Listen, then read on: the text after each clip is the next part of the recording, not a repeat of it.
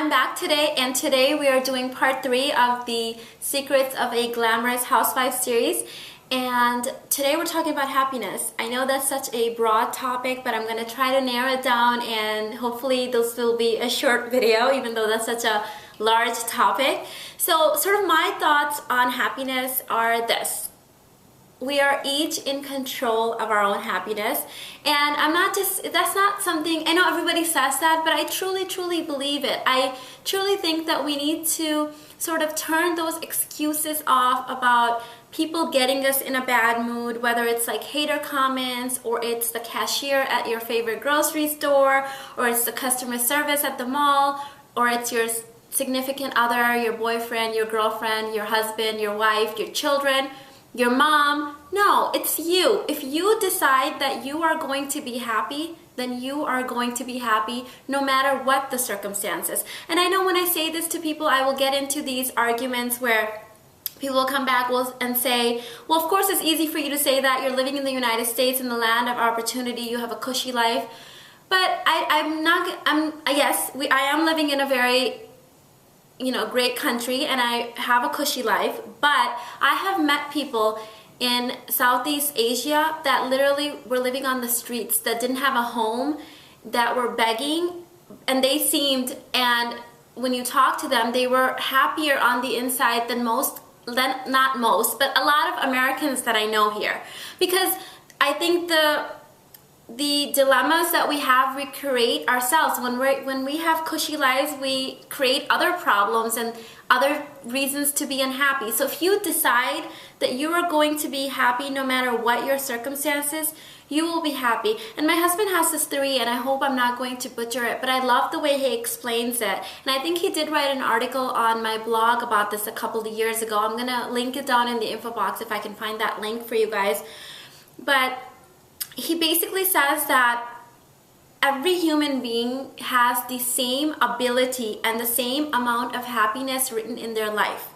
So the person that's living on the street, and then the person that's living in a mansion and that's a millionaire, will have the same happiness because their appreciation of the things that they have will be different. So even though this guy is living on the street and this guy is living in a mansion, the next meal that comes for the homeless guy might make him so happy and over the moon that the guy that's living in a mansion may not even be able to ever appreciate or be able to feel that happiness, no matter what he can buy with his money or how comfortable his life is. So at the end of your life, if there was a scale on your ups and downs and good moments and bad moments and the things you had and you didn't have, the relationships that got away, that according to my husband, his theory is that it would be the same scale, like you would be evened out. So even if one person had more material things or more opportunities, the other person had more appreciation for the little things that he had. So it balances out, and I truly believe this. So if you start kind of taking a moment and thinking about this, remove yourself from whatever your circumstances are right now, and just think for a moment that, can I just somehow be happy in the moments that I do have? Can I just be thankful for, and for me, I think happiness goes hand in hand with gratitude. You have to be thankful for the things that you have now, or you've had, or you're going to have, to be able to be happy in your life at all. So, and I think we all get caught up in that moment where we're either blaming other people or always thinking that, well, I'll be happy when this happens. So I'll be happy when I'm 16 so I can learn how to drive. Or I'll be happy when I'm 18 so I can move out of my parents' house. Or I'll be happy when I finally graduate from college so I can start real life and have a real job. And I'll be happy once I'm out of the starter job and have a better job. And once I buy my first home, and once I'm married, and once I have kids, and once this and that. It's like, it's always out of reach. It's never there for us. So can we just take a moment and say, you know what? All that will happen, and I will be happy when all that happens, but I'm also happy now. Because what I have learned is that if you're not happy now, you're not going to be happy when you achieve those things because you haven't learned how to be happy. So even if you get all the wealth and the money and all your goals and all your dreams come true, if you're not a happy person, you won't be a happy person then. So let's just all be happy in the circumstances now and enjoy them. And then once we can, I guess when we can train and learn to be happy now, we will always be happy no matter what our circumstances.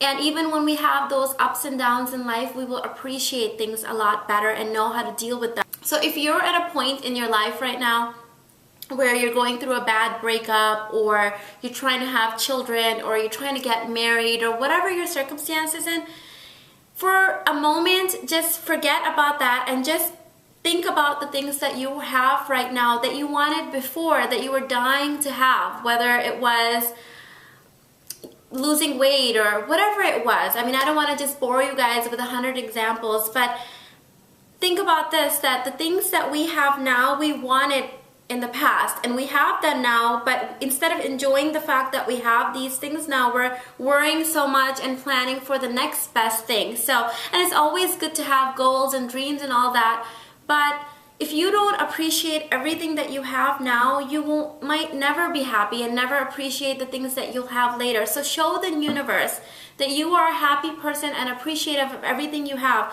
If you just got out of a bad relationship, then just sit down and say, you know what, I'm so thankful that this person was in my life and they taught me XYZ about myself and about life, and I'm glad that they're gone now so somebody better can come along. And somebody better, and you know what, this may come out wrong, but honestly, I do look at relationships and people coming out in and out of my life as very fluid, and I don't hang on to people because I honestly believe that no matter how great somebody was to me, they were there for a purpose. They fulfilled their purpose, whether it was good or bad. They taught me something, whether it was good or bad. And they've moved on and they've opened the door for somebody better and somebody new to come along. And even if this new person is not better, maybe this new person is supposed to teach me something that this other person was not able to teach me. So you have to let things be kind of fluid. You can't, the story that I told you guys in my video a couple of days ago, and that's why I mentioned that story, because honestly, everything that happens to you might be something God sparing you something much worse. So if you haven't already, watch that video and you'll kind of get my train of thought. So don't get so hung up on the little things or even the big things, and just be appreciative and happy about the things that you have. Decide that you're going to be happy, and don't let the guy at the supermarket get you down. Don't let the guy that just cut you off in the street get you in a bad mood. Don't let your relationships, calls from relatives or negative comments or negative friends. Just say, you know what, I have decided that I will take whatever, do whatever it takes to keep myself happy. The other day, I don't know why I'm even mentioning this, but my son, he's very cautious about getting cavities. I guess he just, like, his first dentist appointment when the dentist was like giving him the lecture about cavities and stuff, it really stuck with him. So he doesn't eat sweets ever. And he'll see other kids eating sweets and all that, but and you can tell like he wants to, but he won't. So the other day he asked me, a couple days ago, he said that if he could have some M&Ms on his breakfast. I don't know if he was having pancakes or something like that. And I was so surprised that he would even ask for that. So I said sure, because he never wants to have any sweets. So he sprinkled some on there, and as I was walking away, I said, oh my God, I'm such a bad mom, right? I'm letting you have M&Ms for breakfast. And he said, Mom, don't ever say that. Don't ever say that. You're a good mom. And that's happiness to me. I mean, if your child says that to you, I mean, how can I let anything that people say on YouTube or any person outside in the world or any circumstances get me down when my child is telling me that I'm a great mom? I mean, to me, I can't let anything get me down because I've always had these blessings in my life. So just remember those things. Don't always be out there trying to chase the next big thing that's going to make you happy. Because if you haven't trained yourself how to be happy now and appreciate what you have now, trust me when I say this, when you get those things, you are not going to be happy. There is no one person or no one circumstance or no one thing that is going to change you if you are not a happy person. So work on the happy person part first, and then all these other circumstances and happy things will come to you by themselves. And trust me, they're just a reach away, but it's you that's holding you back. You have to begin by being happy now, no matter what circumstances you are in. Don't give me any excuses, because like I said, I've met people that didn't have a home, that didn't have help, that didn't have food, but they appreciated the things that they did have. Also, you will find that once you take responsibility for your happiness, and once the people around you start realizing this, they will start taking responsibility for their own sort of entertainment and their own life and their own happiness.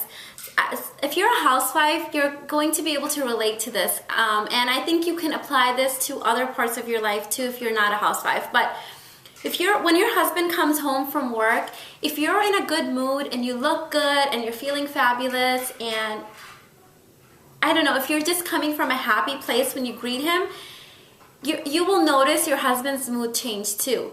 And I've seen this in my own life and with my friends, like with their relationships. And let me tell you this, if your husband walks in the door and you're not in a good mood and you greet him with one of those faces, and you're still wearing your PJs, or you're just not feeling right, his mood will change too. When you've worked, and I know this because I used to work full-time, more than full-time, when you come home and you turn that key in, the last thing you want is to be greeted by somebody who's in a bad mood and who needs to be picked up and who's got like a long list of negative things to say or negative things that happen to them. So my theory on that is that it's much easier to join a party than to start a party, right? It's much easier to be a guest than to be a host. So let your husband be a guest in your party. When he comes home from work, he's already had to host his day at work, and God knows what things he's been through, the ups and downs of work and dealing with coworkers and job and traffic and all that, right? So when he comes home, let him be a guest in your party. So if you've already got the party started, it will take your husband a few days to start noticing maybe, but trust me, it will make a difference. And I think the same thing goes with other family members and with friends. I've had friends where they were just always down and negative, and you could just kind of feel the negative energy, and they expected you to kind of be their entertainment all the time. And I understand everybody has a bad day, and of course you're going to turn to your friends. I've had those, and I've turned to my friends, but you know the ones I'm talking about, the Debbie Downers that are always negative, and no matter how many hoops you jump through or what circus monkey dance you do, you can't bring them up. Same goes for them. I think try once or twice, be happy, show them that you are not requiring them to be your entertainment, that you are in control of your happiness. And if they don't start doing that in a couple of times, then maybe it's time to move on. I've had to do that because like I've said before, as a good wife, mother, and a good daughter, sister, and all of those things I've mentioned, it is my responsibility to keep myself happy. And if that means staying away from negative people or people that I know will kind of drain my energy, then that's what I need to do. I need to shut that door and not even look. And that could also apply for bad relationships. If you have to constantly be providing all the energy and the spark and the romance in the relationship, then maybe that's not a relationship for you and you need to move on. It needs to be a joint effort. And I've noticed this in my own relationship with everybody.